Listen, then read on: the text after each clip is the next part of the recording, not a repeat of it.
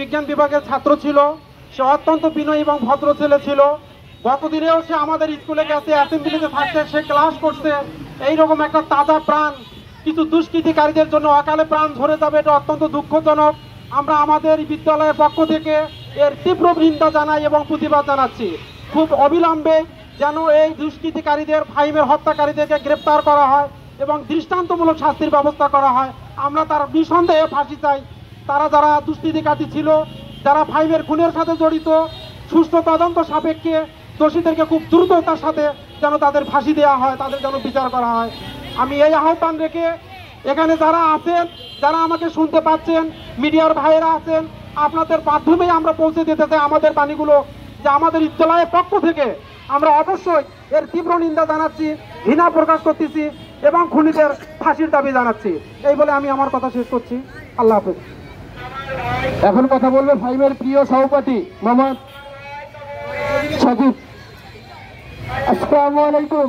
আমাদের একটাই কথা, প্রশাসনকেও জানিয়ে দিচ্ছি, গত 24 ঘন্টার মধ্যে যদি খুনিকে না বার করা হয়, আমরা আবার নামবো বলে মাঠে, আমরা বলে যাব না। আমাদের খুনিদের বিচার চাই, সমস্ত বিচার। এই যে এখানে যে মারা হলো, কেউ কি ছিল না? আশেপাশে সবাই ছিল, কেউ দেখেনি, খালি একমাত্র আমার ভাই একা বসে ছিল, আসে মারা গেছে 3-4 জন সন্ত্রাসরা।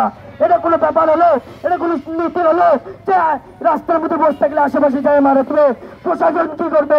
প্রশাসন তো দাঁড়িয়ে থাকবে, প্রশাসনিক কিছু বলা যাবে না? আমরা ভাই কি আমাদের ভাই কোনোদিন কারো কোনো ক্ষতি করছিল নাকি? এখানে বসেছিল আরামে, এখানে আসেই মারা গেছে 3-4 জন সন্ত্রাস। জামিল মাদ্রাসা, এই মাদ্রাসা কতজন? একটা কলোনি যে সবাই মানুষজন থাকে, কেউ আটকায়নি। টপির পর কেউ আসুন না, এরপর তারপর দেখতেছি আমরা আবার নামবো 1-2 দিনের মধ্যে। 24 ঘন্টা প্রশাসনকে বলে দিতে চাই, যদি ওরা না করে আমরা আবার নামবো 1-2 দিনের মধ্যে। আবার আমার কথা শেষ, আবার নামবো। এরপরে কথা বলবে আমাদের যে ফয়জুল্লাহ উচ্চ বিদ্যালয়ের যে কৃতি শিক্ষার্থী ফাহিমকে হত্যা করা হয়েছে, ফাহিমের আরো একজন সহপাঠী জান্নাতি জামান। আসসালামু আলাইকুম। আমি সবার মধ্যে আমার বন্ধুর হতে চাই। তারা আজকে একজনকে ফোন করছে, সবাই দাঁড়িয়ে থেকে মজা দেখছে আমার বন্ধুকে কিভাবে মারছে। নেক্সট দিন যে অন্য কারো মায়ের বুক খালি হবে না তার কোনো গ্যারান্টি আছে? আপনারা আজকে সবাই এভাবে পাশে দাঁড়িয়ে আছেন। আমার বন্ধু যখন মারছে তখন কেউ কি ছিল? কেউ ছিল না, সবাই দাঁড়িয়ে থেকে মজা দেখছে। আমার বন্ধু যে চলে গেছে, এত কিছু কোন আমার বন্ধু ফিরে আসবে না। এখন আমরা বুঝছি ওটা আমাদের বন্ধু ছিল না, ভাই ছিল। আমরা চাই ওদের 24 ঘন্টার ভিতরে খুঁজে বের করে ওদের শাস্তি দেওয়া হোক, ওদের এক দফা এক দাবি ফাঁসি দেওয়া হোক। আমাদের যেটা হারাইছে আমরা পাবো না।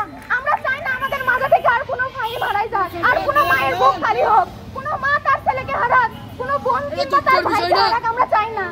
আমরা চাই আমাদের ফাহিমকে সবার মাঝে থাকতে, আমাদের ফাহিম যেন সবার মাঝে থাকে। আমরা ওকে না দিয়ে আমরা এই বোনকে, আপনারা সবাই দেখেন বোনের কি অবস্থা। এখন আশেপাশে সবাই আছে, কত দোকানপাট, ওরা চাইলে কি আমার ভাইকে বাঁচাতে পারতো না? কিন্তু না, ওরা সবাই দাঁড়াইছিল পাশে। কিভাবে মারলো আমার ভাইকে? আমরা বিচার চাই।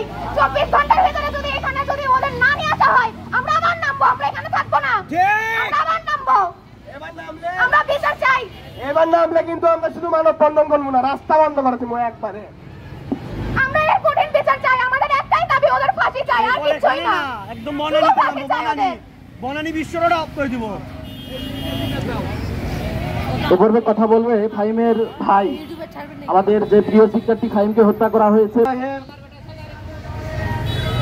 আজ থেকে একদিন আগে সন্ধ্যা 7টার সময় এই পুলিশ লাইন যাত্রী ছাউনির সামনে আমাদের এক কাছের ছোট ভাইকে নৃশংসভাবে হত্যা করা হয়েছে। এই হত্যার তীব্র নিন্দা ও প্রতিবাদ জানায়। এই হত্যাকাণ্ডের পিছনে অনেকে